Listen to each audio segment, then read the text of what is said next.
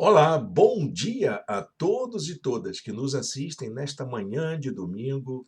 Desejo que você tenha um dia de paz, um dia de alegria junto com a sua família, com seus queridos. E é com muito prazer que a gente está aqui para estudar a palavra de Deus. Sou o pastor Irênio Silveira Chaves e tenho atuado junto com a nossa igreja para poder abençoar pessoas de todos os lugares com o estudo das Escrituras. Você que tem nos acompanhado já sabe aí o que espera a gente pela frente hoje, né? A Igreja Batista da Orla Oceânica, ela é uma igreja da cidade de Niterói. Estamos vivendo um momento que nós chamamos de híbrido, porque estamos sem o nosso espaço físico, mas continuamos aí fazendo comunhão, estando juntos. E entre em contato conosco para saber um pouco sobre a nossa igreja, sobre a nossa estrutura, sobre a nossa história. Pode visitar também o nosso blog. As informações estão aqui embaixo, descritas aí nas descrições, tá bom? Você visita lá e entra em contato com a gente. Vai ser uma bênção a gente poder trabalhar junto, a gente poder trabalhar junto pelo reino de Deus. E você que nos acompanha, ajude a gente a disseminar um pouco mais essa ideia de que nós temos aqui uma teologia, uma leitura da Bíblia saudável, contemporânea, boa para todo mundo, está fazendo bem para muita gente. Então, vamos seguindo juntos. Hoje nós continuamos com nossos estudos na carta de Tiago. Nós já estamos aí na 10ª lição hoje. Eu já vou colocar aqui a nossa apresentação. Você pode nos acompanhar por aqui. Eu gostaria que você já tivesse em mãos a nossa apostila. Ela está disponível aqui no nosso chat. Você pode olhar aqui, tem o endereço do link onde ela se encontra. Ela também está no nosso blog. Você pode baixar, pode imprimir, pode compartilhar. Você fique à vontade, tá bom? É um presente da nossa igreja para você. Também gostaria que você tivesse em suas mãos um exemplar das Escrituras, porque o nosso estudo é um estudo bíblico. Então, se vamos estudar a Bíblia, é importante que você tenha acesso a um exemplar das Escrituras. Ok, gente? Vamos então conversar um pouco sobre essa realidade que nos cerca, que é a vida prática, não é? Aprender a viver de uma maneira significativa no mundo em que nós vivemos e existimos.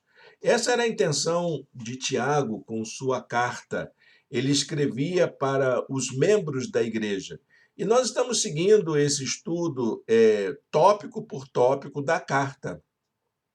Como nós já vimos, a carta tem uma estrutura muito peculiar à tradição judaica, principalmente relacionada àquilo que nós conhecemos como literatura sapiencial. Então, nós estamos seguindo essa estrutura que os estudiosos consideram como importantes para compreender o conteúdo da carta. E nessa lição de hoje, que é a de número 10, nós vamos tratar da questão da fala, a questão da linguagem, da comunicação verbal, como que ela é importante nos relacionamentos. A importância da fala nos relacionamentos, tema da aula de hoje. Para a gente se motivar, eu vou deixar aqui o versículo para você dar uma olhadinha com calma. Tiago diz assim: da mesma boca procedem bênção e maldição. Meus irmãos, não pode ser assim. Você já reparou isso? Que a gente tem uma facilidade muito grande de abençoar e maldizer outras as situações, não é verdade? Da mesma maneira como a gente pode dizer coisa boa, a gente também pode dizer coisa ruim. E como é que fica isso na vida cristã, no mundo? Como que a gente age dessa maneira? A gente tem que ser igual a todo mundo? É desse jeito que a gente vai viver no mundo em que nós vivemos? É disso que Tiago vai tratar na sua carta e vamos encontrar essas orientações no capítulo 3, versos de 1 a 12. Então, deixa a sua Bíblia aberta, a sua apostila também, e você vai encontrar, seguir junto com a gente nesse estudo. Eu coloquei aqui, como tenho feito todas as aulas, o texto que nós vamos utilizar na nossa reflexão de hoje. Então, acompanhe a leitura comigo. Tiago, capítulo 3, verso de 1 a 12. Aqui nós temos a versão da NVI, que é a que nossa igreja utiliza nas suas práticas comuns, nos seus cultos públicos. E também, se você tiver um outro exemplar, não tem problema, que é até bom para você comparar as versões. Então, siga a leitura. Meus irmãos, não sejam muito de vocês mestres, pois vocês sabem que nós, os que ensinamos, seremos julgados com maior rigor. Todos tropeçamos de muitas maneiras. Se alguém não tropeça no falar, tal homem é perfeito, sendo também capaz de dominar todo o seu corpo. Quando colocamos freios na boca dos cavalos para que eles nos obedeçam, podemos controlar o animal todo. Tomem também como exemplo os navios. Embora sejam tão grandes e impelidos por fortes ventos, são dirigidos por um leme muito pequeno, conforme a vontade do piloto. Semelhantemente, a língua é um pequeno órgão do corpo, mas se vangloria de grandes coisas. Vejam como um grande bosque é incendiado por uma simples fagulha. Assim também a língua é um fogo, é um mundo de iniquidade. Colocada entre os membros do nosso corpo, contamina a pessoa por inteiro, incendeia todo o curso da vida, sendo ela mesma incendiada pelo inferno. Toda espécie de animais, aves, répteis e criaturas do mar doma-se e é domada pela espécie humana. A língua, porém, ninguém consegue domar. É um mal incontrolável, cheio de veneno mortífero. Com a língua bendizemos ao Senhor e Pai, e com ela amaldiçoamos os homens, feitos à semelhança de Deus. Da mesma boca procedem bênção e maldição. Meus irmãos, não pode ser assim. Acaso pode sair água doce e água amarga da mesma fonte? Meus irmãos, pode uma figueira produzir azeitonas ou uma videira figos? Da mesma forma, uma fonte de água salgada não pode produzir água doce. Deus abençoe a leitura da sua santa palavra. Que maneira mais peculiar, não é, de tratar o fenômeno da linguagem. A linguagem é um fato que mexe muito com a condição humana, porque nós, como pessoas, somos estruturados a partir da linguagem. A perspectiva, inclusive, da psicanálise de Lacan, ele fala que o nosso inconsciente é uma linguagem. Ou seja, toda a nossa vida ela é estruturada pela fala, o poder da fala. E a fala não é só aquilo que a gente diz, verbaliza com os lábios. Ela é também aquilo que a gente escuta e é também aquilo que a gente silencia. Então, a fala ela tem um poder enorme, enorme de construção das nossas relações, das nossas percepções do mundo, da maneira como entendemos a vida. E aí, Tiago vai trazer esse assunto à tona para a vida da sua igreja. E ele faz uma análise bastante peculiar, muito pertinente, sobre o papel da fala. Então, para a gente fazer esse período aqui dessa introdução, eu queria que você entendesse bem O que eu quero pontuar com você quando a gente fala sobre a questão da fala, para a gente entender também o que Tiago queria nos dizer. Então, para a gente pontuar essas coisas, eu queria que você pensasse no seguinte: a comunicação é fundamental para os relacionamentos. E a fala é uma das formas através da qual a comunicação se manifesta. Quando falamos, permitimos ao outro que conheça nossa maneira de pensar. Não é o nosso pensamento integral, porque a gente não conta tudo que está no pensamento. É claro que aquilo que a gente fala, de alguma forma, a gente pensou. Mesmo aquela coisa que a gente fala assim, da boca para fora, mesmo aquelas coisas que a gente fala de repente, porque escapuliu, é sinal que a gente pensa daquela maneira em outras circunstâncias. Aquele tipo de mentalidade, ela está alojada na nossa maneira de ser. Então, a pessoa que nos ouve, ela conhece nossa maneira de pensar, nossos sentimentos, nossas necessidades. E da mesma forma, nós passamos a conhecer os sentimentos, as ideias e as necessidades do outro. É assim que funciona. Por isso que a terapia é um trabalho muito importante, porque é onde a gente pode externalizar aquilo que a gente pensa, aquilo que nos constrói. A nossa história está ali, em toda a nossa fala, ela carrega consigo nossa condição de pessoas. A compreensão da linguagem tem exercido um fascínio em todas as culturas e em todos os tempos. Eu me lembro de uma peça teatral que falava, que tinha um tema assim, Te pego pela palavra, Bibi Ferreira. Quem é mais antigo deve lembrar disso aí. Nós não fala não, é porque eu vou descobrir a sua idade. Te pego pela palavra. Porque é exatamente isso, aquilo que a gente fala, a gente se revela, a gente se apresenta. Já houve época em que a linguagem foi vista como um instrumento de relacionamento com os deuses, como forma de explicar a diversidade e complexidade que envolve a condição humana. Isso foi entre os sânscritos, lá bem tempos atrás, na região da Índia, em que eles começaram a estudar gramática, porque eles entendiam que a fala é a nossa maneira de agradar a Deus. Isso eram os hindus antigos, primitivos, antes mesmo do hinduísmo. Então, eles entendiam que aquela forma deles falarem era uma forma de se comunicar com os deuses, e eles precisavam se comunicar bem.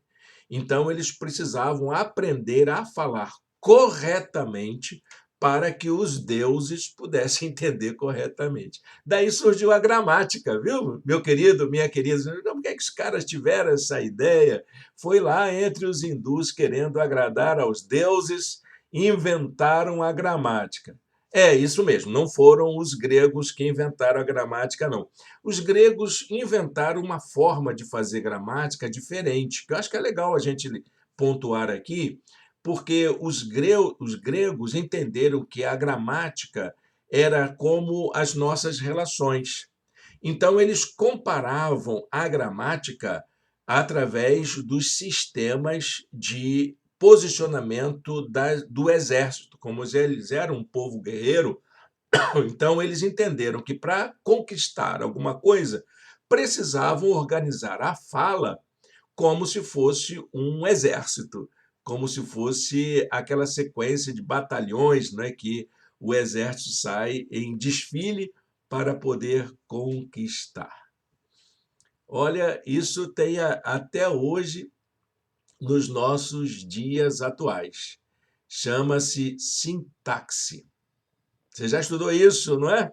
Tinha raiva do seu professor de português, da sua professora de português, porque ela tinha que ensinar para você a sintaxe, os sintagmas. Sintagma quer dizer, em grego, pelotão.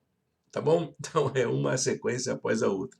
Por isso que o sujeito vem primeiro, depois vem o verbo, depois vem o complemento. Porque é assim que funciona um exército. Primeiro vem um batalhão A, depois o batalhão B, depois o batalhão C. Eu não sei qual é a ordem, porque eu não sou militar. Mas tem aquele negócio de infantaria, artilharia, não é? Tem esse negócio assim?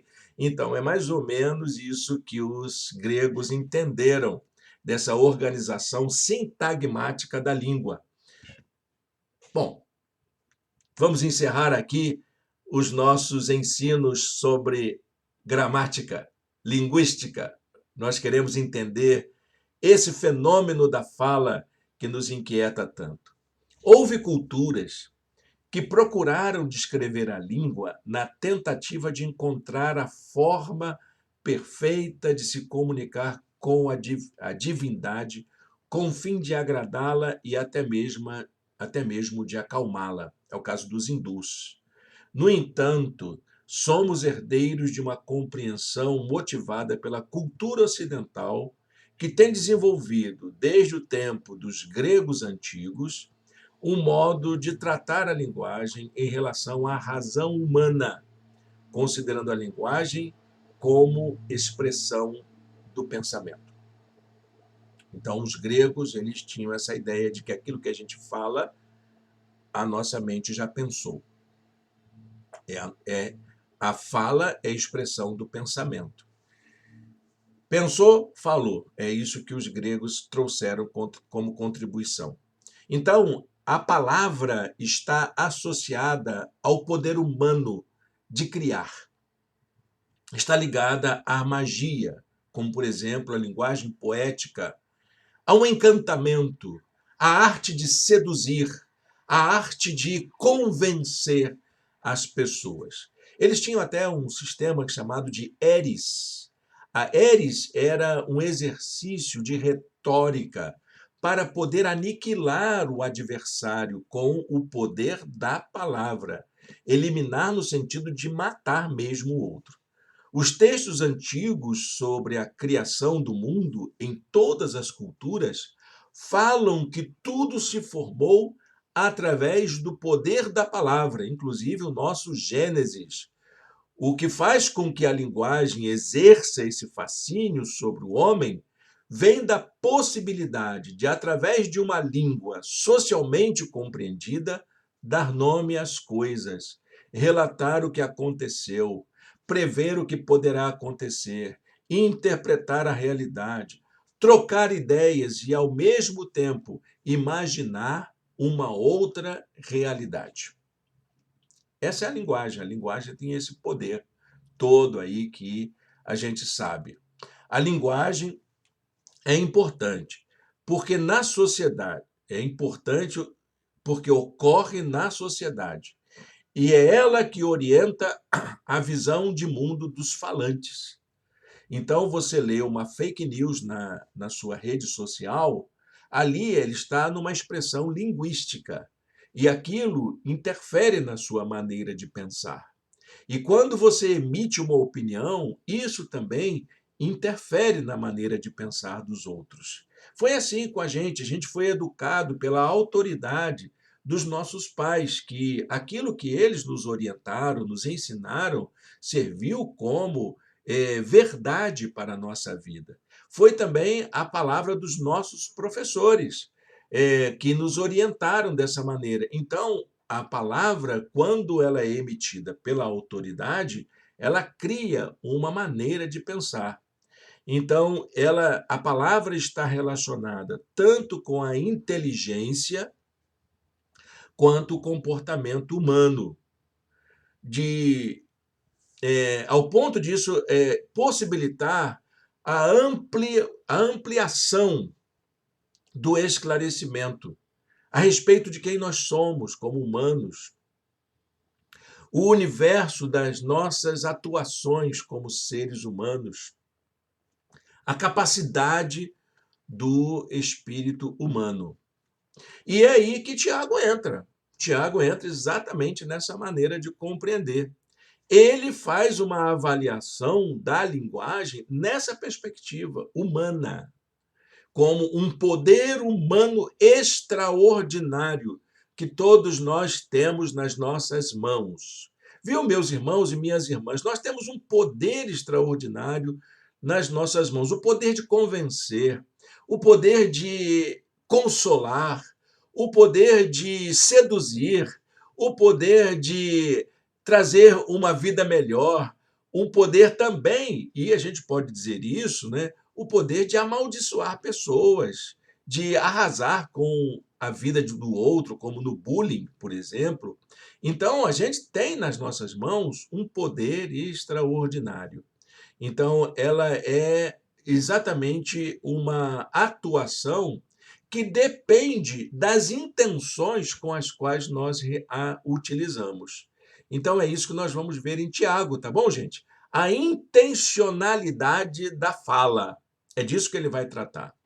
A maior preocupação com este fato está na palavra falada, não na palavra escrita, porque os latinos tinham, os greco-romanos tinham uma compreensão de que a palavra escrita ela fica permanente, então você consegue avaliar.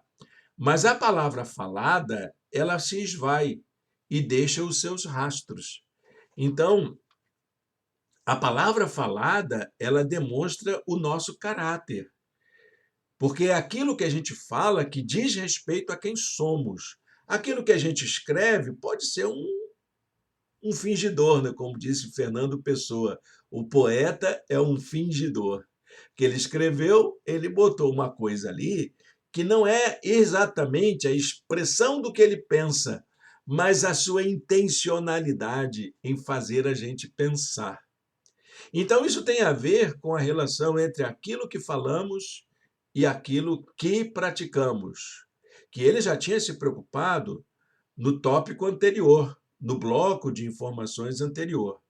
Aquilo que afirmamos com nossa palavra como verdade, para nós se reveste de maior responsabilidade de se viver de acordo com o que se diz. Jesus tratou disso.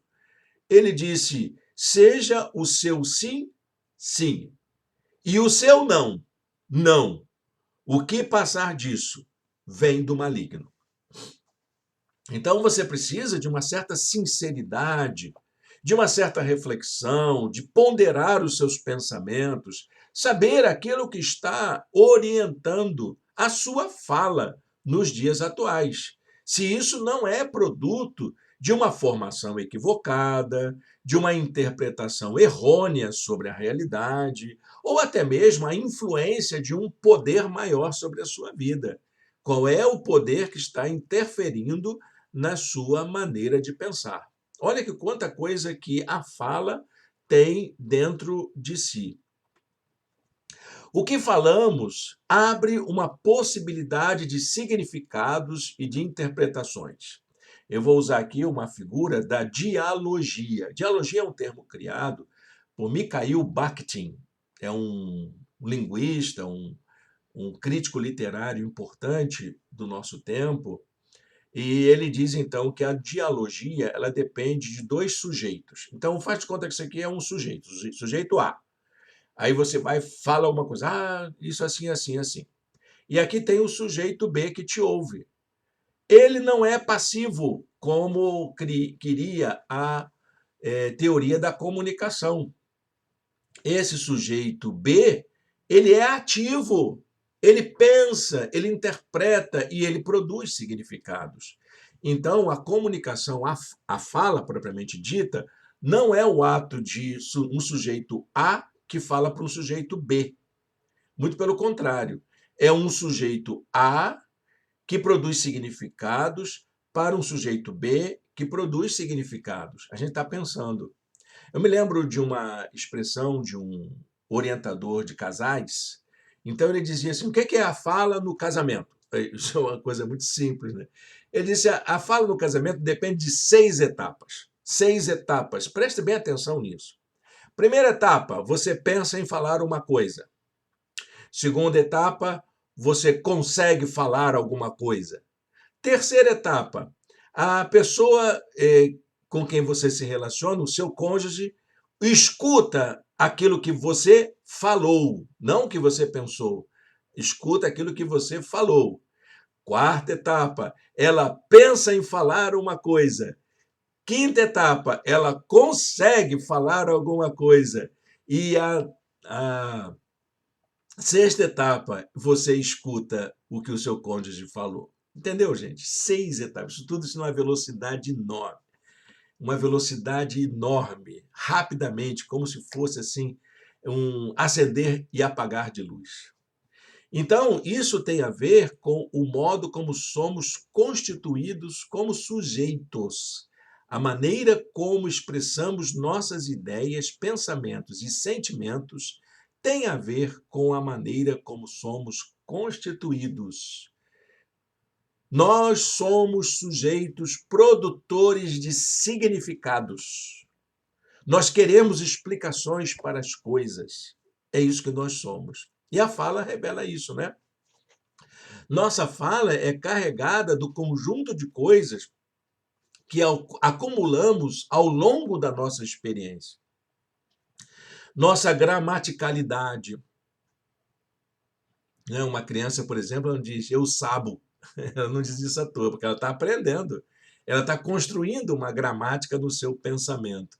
Nosso conhecimento de mundo, a maneira como vemos a nós mesmos e os valores que orientam as nossas ações. Então, meus queridos, minhas queridas, vamos chegar aqui a uma lacração do nosso conteúdo nesta manhã.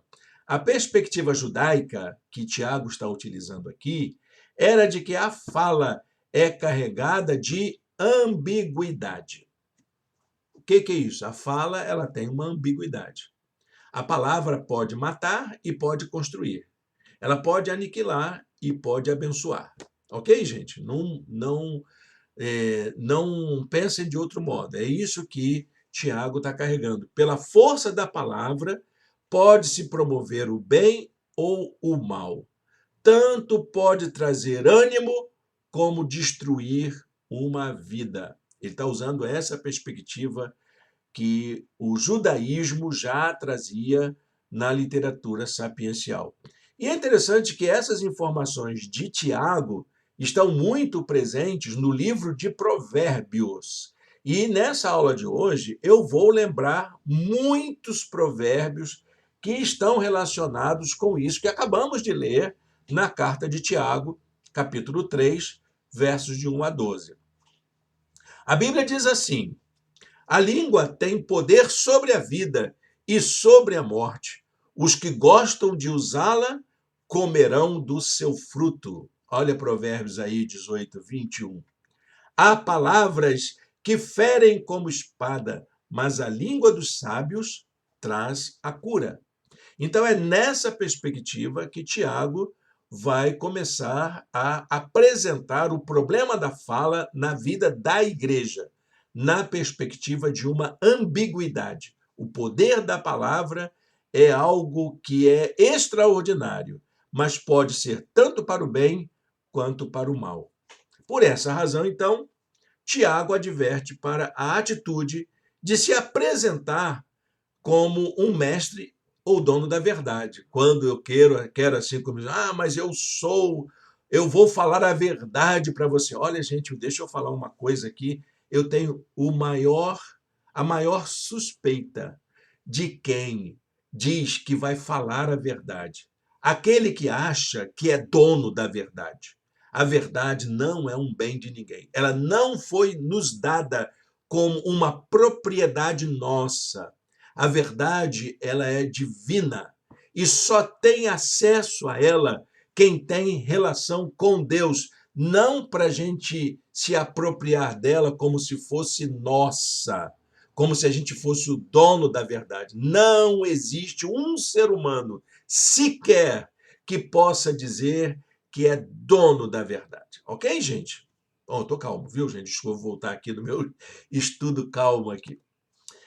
Tiago 3,1 ele diz assim: meus irmãos, não sejam muitos de vocês mestres, cuidado com esse negócio de você achar que é dono da verdade, que você sabe tudo, que você é a regra a régua moral do mundo. Cuidado com isso, pois vocês sabem que nós, e ele está dizendo assim, eu tenho um dever de ofício de ensinar a palavra, de fazer reflexões, de meditar com você, de transmitir conhecimento e de formar opiniões. Estou aqui nessa condição. Então, eu que estou nessa condição, eu sei que eu vou ser julgado com muito maior rigor, porque eu tenho o dever de averiguar todos os lados da informação. Eu tenho que saber o poder da minha palavra. E por isso eu vou sofrer um julgamento muito mais severo, rigoroso, criterioso do que os demais. A explicação para isso está no fato de que, em nossa condição humana, estamos sujeitos ao erro, todos nós. Mesmo a maior autoridade moral do mundo, se ela existe, né? Mesmo ela está sujeita ao erro, sendo o maior deles relacionado à fala. De tal modo que, se alguém não tropeça na fala, pode ser considerado perfeito. Você é uma pessoa perfeita? Se você se acha perfeito, pense, reflita, reveja o que você anda falando. Porque se você não consegue refrear a sua língua, você é um ser humano normal como todo mundo. E, muito provavelmente, ainda não foi transformado por completo. Pense nisso. Todos tropeçamos de muitas maneiras, diz Tiago. Se alguém não tropeça no falar, tal homem é perfeito, sendo também capaz de dominar também todo o seu corpo. Tiago se refere à língua como instrumento. A língua é um órgão. Acho que Aristóteles também falava isso. Ele utilizava a expressão órgão, que é a lógica hoje da gente, né? Que é a maneira como a gente emite nossos juízos, as nossas proposições. Então, ele diz que é um órgão, um instrumento da linguagem. Mas aqui ele está falando mesmo do exercício da fala como um todo. Tiago se refere à língua como um instrumento. No caso, refere-se ao órgão do corpo humano. Ele associa o ato da fala a esse órgão que nós temos dentro da boca, esse músculo, né? Ele refere ao corpo humano para representar a instrumentalidade da fala de um modo geral. Então, ele está usando esse músculo como uma metáfora de toda a expressão da fala, tudo aquilo que envolve todo o sistema. Então, nós já entendemos que a fala envolve mente, envolve exercícios de relacionamento, envolve inteligência, envolve percepção. Então, a fala é esse todo. Só que nesse discurso de Tiago, ele está usando o músculo intrabucal, né? Vamos dizer assim, não sei como é que é o nome que dentista usa, como é que ele se refere a isso, ou então os especialistas em mucomaxilo, né? Como é que é? Ih, esqueci. Bucomaxilo é o especialista dessa região do rosto, né? Então, ele se refere ao órgão do corpo humano para representar a instrumentalidade da fala de um modo geral.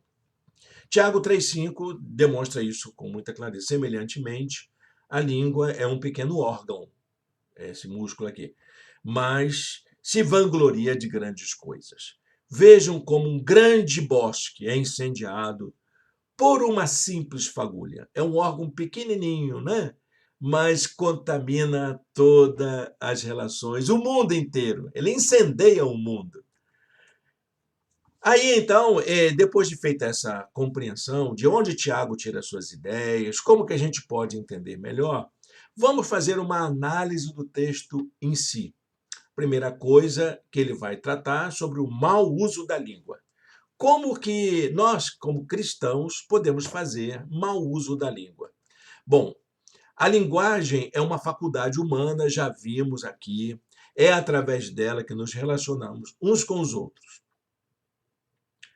A fala é a causa de nossos principais erros, dos nossos principais equívocos. Mas eu poderia colocar aqui também um aspecto positivo. A fala, muitas vezes, também é a causa principal de nossas conquistas. O mau uso dessa faculdade humana pode causar estragos nos relacionamentos de proporções que não podemos sequer avaliar.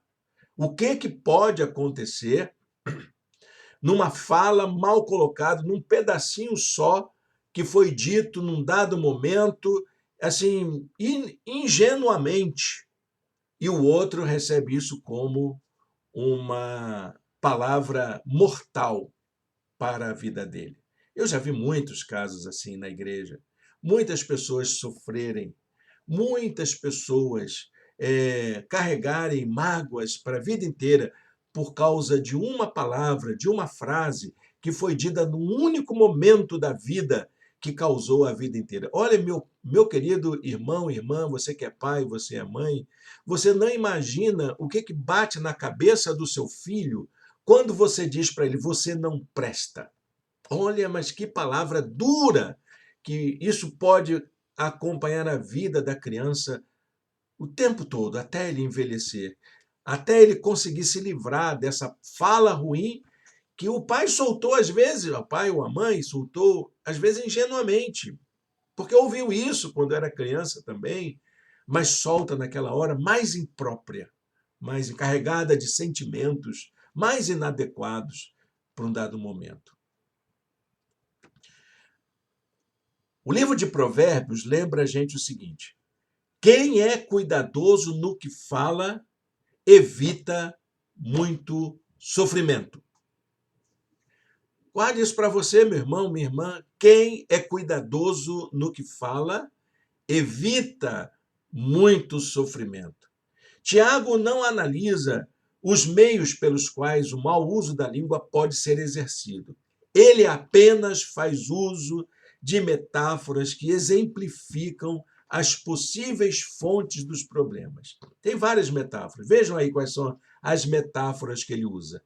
Primeiro, ele fala que a língua é um leme. E isso está ligado aos conselhos e orientações para a vida. O leme tem esse papel, né?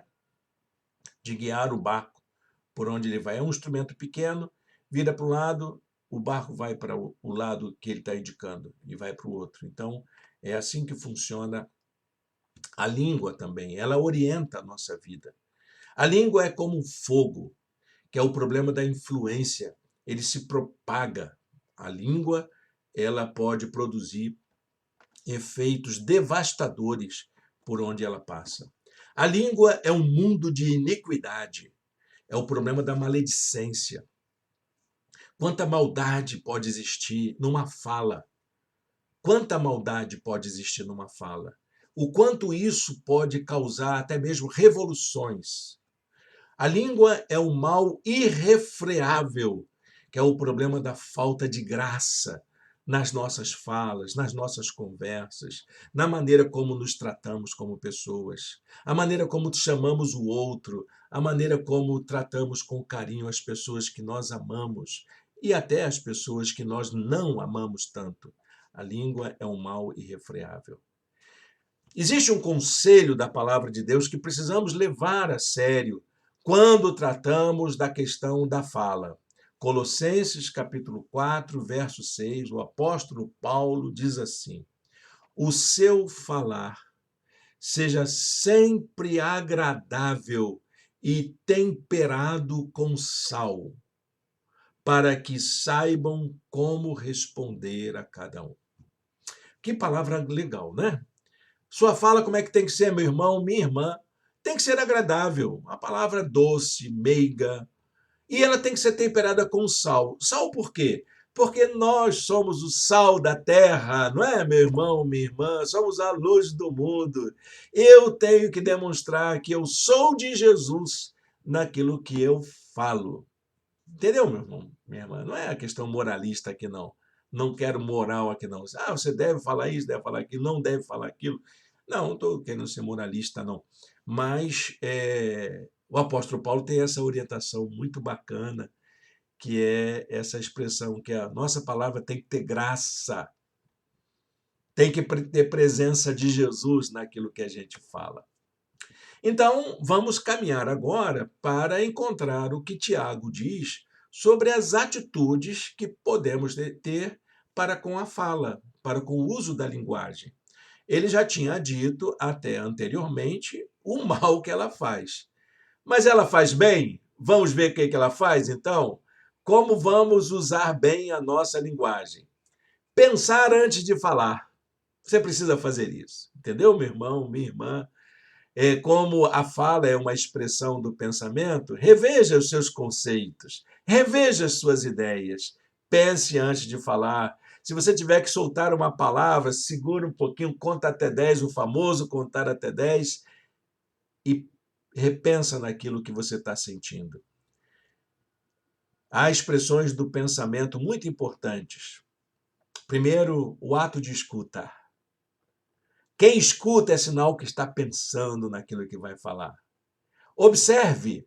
A observação também nos ajuda a construir o nosso pensamento. Fique quieto. Silencie, porque às vezes o silêncio fala bastante, viu, gente? O silêncio, às vezes, fala mais do que muitas palavras. E o silêncio tem uma contribuição muito boa para você, porque é naquele período que você está em silêncio que você pode refletir, que você pode ponderar, que você pode medir as consequências. Embora até você esteja cercado de razão, o silêncio vai ajudar você a tomar a atitude adequada. Jesus ensinou a fazer isso? Vamos seguir o caminho de Jesus? Mateus 15, 11 a 19 diz assim: o que entra pela boca não torna o homem impuro, mas o que sai da sua boca, isto o torna impuro. Mas as coisas que saem da boca vêm do coração, e são essas que tornam o homem impuro. Pois do coração saem os maus pensamentos, os homicídios, os adultérios, as imoralidades sexuais, os roubos, os falsos testemunhos e as calúnias. Jesus, pense nisso e passe a escutar mais, passe a observar mais e passe a manter mais silêncio, para você ajudar na sua maneira de pensar. A segunda coisa que precisamos fazer, a segunda atitude, é praticar aquilo que a gente acredita. É a prática, é fazer aquilo que a gente acredita. Se eu creio numa determinada condição, então vou colocar aquilo em prática. Não aquilo que estão me dizendo, não aquilo que sai da boca para fora. É incompatível um coração puro com palavras impuras. Anota essa frase aí, gente. Essa frase está boa, né? Gostou dela? Coloca na sua Bíblia. É incompatível um coração puro com palavras impuras. Somente um coração renovado pode produzir palavras puras.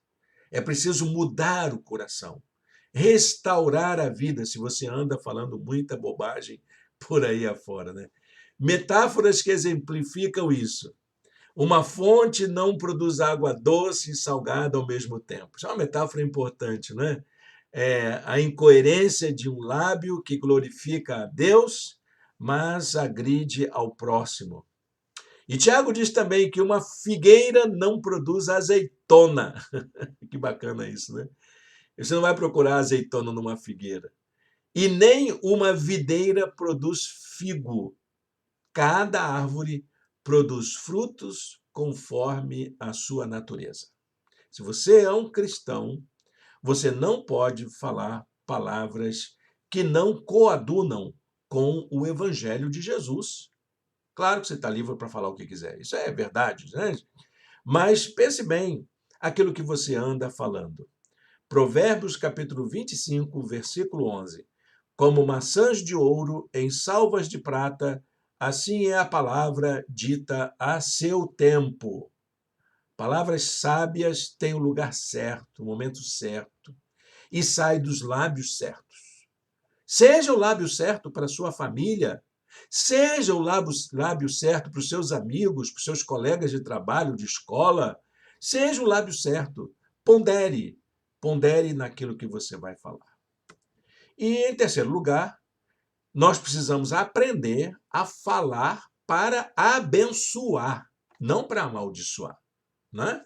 A fala do crente, do cristão, ela tem que ser uma fala abençoadora, porque nós estamos testemunhando no mundo em que nós vivemos. Nós estamos exercitando o nosso testemunho. Veja bem, Provérbios 15, versículo 1, diz assim: a resposta branda desvia o furor, mas a palavra dura suscita ira. Provérbios 15, 23 continua dizendo: dar resposta apropriada é motivo de alegria. E como é bom um conselho na hora certa. Deus sabe dessa importância, ele sabe do nosso trabalho. O sábio também tinha conhecimento disso, por isso ele dava esses conselhos. Deus está interessado em nos capacitar para o uso adequado da língua. Anote essa informação também para você, para a sua vida. Será que eu consigo? É difícil, não é? É difícil. Mas entenda isso de uma vez por todas. Deus é o maior interessado em capacitar você para usar a sua linguagem para abençoar o outro. Isaías, capítulo 50, verso 4. Olha que palavra bonita do profeta. O profeta é aquele que tem a função de usar adequadamente a fala. O instrumento de trabalho do profeta é a fala. Ontem estava até falando com um pastor, amigo, dizendo que a igreja de Jesus, ela perdeu o espírito de profecia nos dias atuais. Precisamos resgatar isso, o poder da autoridade de quem fala.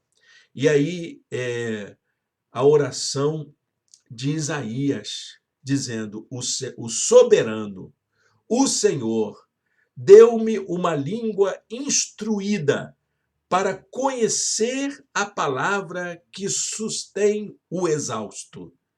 Ele me acorda manhã após manhã, desperta meu ouvido para escutar como alguém que está sendo ensinado. O profeta. Restaure esse espírito de profecia na sua vida, meu irmão, minha irmã, para que a sua palavra possa confortar o exausto, o cansado, o oprimido. E isso mesmo não é fácil, não. Você precisa de um exercício diário de aprendizagem para a vida toda. Tá bom, meu irmão? Eu, lendo um desses textos antigos, que não é Bíblia, tá? Mas, assim, isso é um assunto que preocupa o mundo inteiro.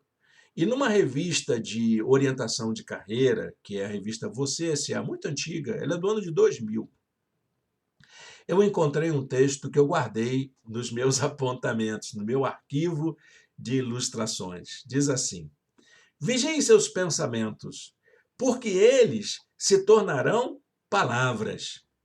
Vigie suas palavras, porque elas se tornarão seus atos. Vigie seus atos, porque eles se tornarão seus hábitos.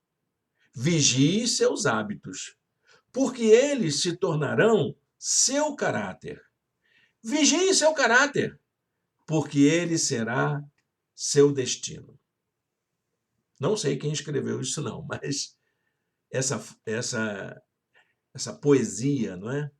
Ela é muito importante para todos nós. Amém? Para encerrar nossa aula, vamos fazer o nosso Aprendendo a Viver, que é a conclusão da nossa lição de hoje.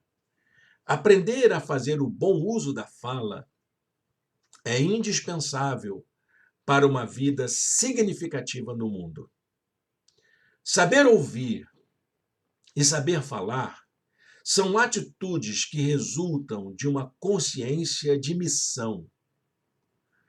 de prestar serviço ao outro, de colocar a vida à disposição do outro, de Deus e do nosso próximo. Que possamos fazer diariamente a oração do salmista, no Salmo 19, verso 14.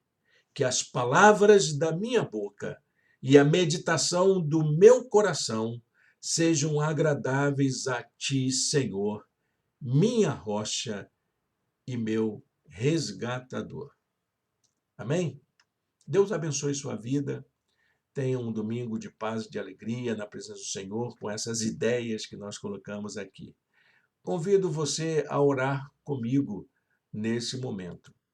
Feche seus olhos, fale com Deus nesta hora. Senhor Deus e Pai, muito obrigado, Senhor, por esta manhã, por esta palavra.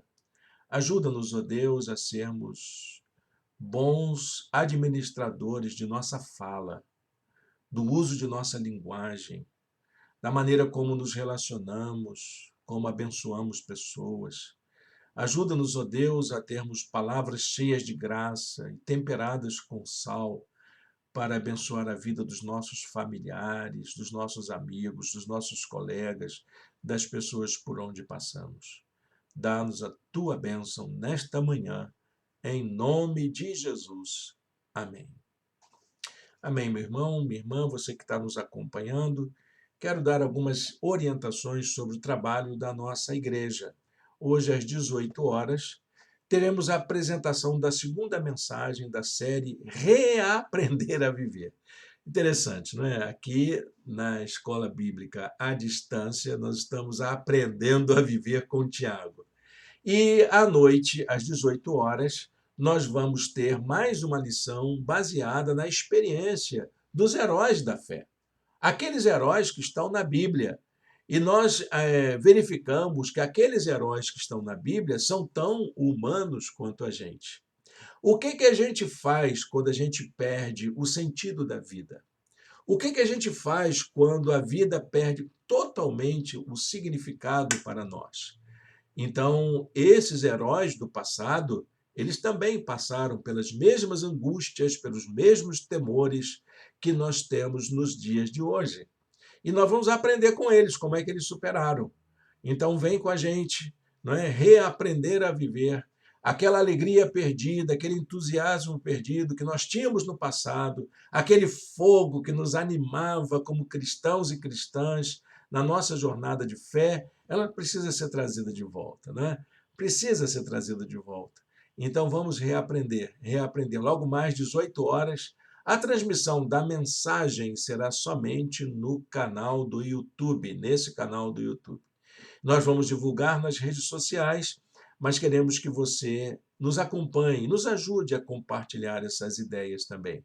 Deus o abençoe, tenha uma manhã de paz e de alegria na presença de Deus e até logo mais, se a graça do Senhor nos permitir.